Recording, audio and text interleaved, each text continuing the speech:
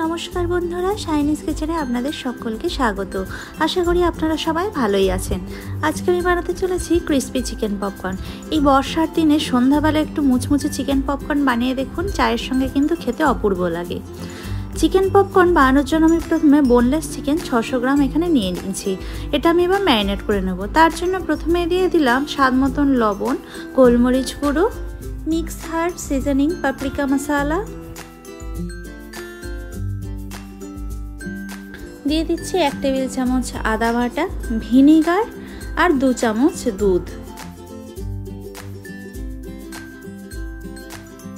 সবকিছু দিয়ে খুব ভালো করে ম্যারিনেট করে আমি ফ্রিজে 2 ঘন্টা মতন এটাকে এইভাবেই রেখে দেব।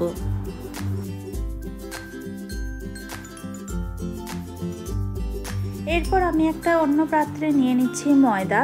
ময়দাটা আপনারা আপনাদের চিকেনের পরিমাণ মতন নেবেন, এটা কোটিংয়ের ক্ষেত্রে কাজে লাগবে। দিয়ে দিলাম ময়দার জন্য স্বাদ মতন লবণ, মিক্স হার্ব সিজনিং, পাপরিকা মশলা আর গোলমরিচ গুঁড়ো। সব কিছু দিয়ে আমি এটাকে ভালো করে নাড়াচাড়া করে মিক্স করে নেব, যেন সমস্ত মশলাটা ভালোভাবে মিক্স হয়ে যায়। এরপর আমি ম্যারিনেট করে রাখা চিকেন থেকে 1 পিস চিকেনের টুকরো নিয়ে আমি ময়দার মিক্সারটায় দিয়ে ভালো করে একটা কোটিং করে নেব।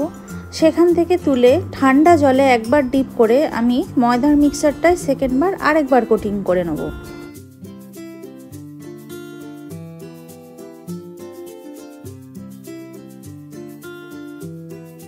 আপনারা দেখতেই পেলেন আমি চিকেনটাকে ঠিক কিভাবে কোটিং করলাম। আমি প্রত্যেকটা চিকেনের টুকরো একইভাবে কোটিং করে কড়াই সানফ্লাওয়ার অয়েল ভালো করে গরম করে তার মধ্যে কোটিং করা চিকেনগুলোকে দিয়ে একে একে ডিপ ফ্রাই করে তুলে নেব।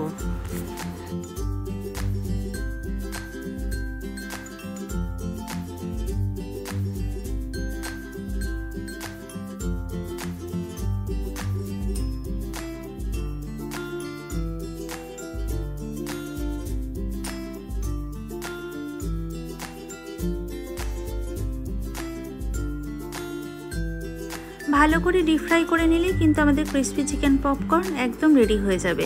এই বর্ষাকালে সন্ধ্যাবেলা স্ন্যাক্স হিসাবে বা চায়ের সঙ্গে আপনারা কিন্তু এই পপকর্নটা বানিয়ে দেখতে পারেন, খেতে কিন্তু অপূর্ব লাগবে।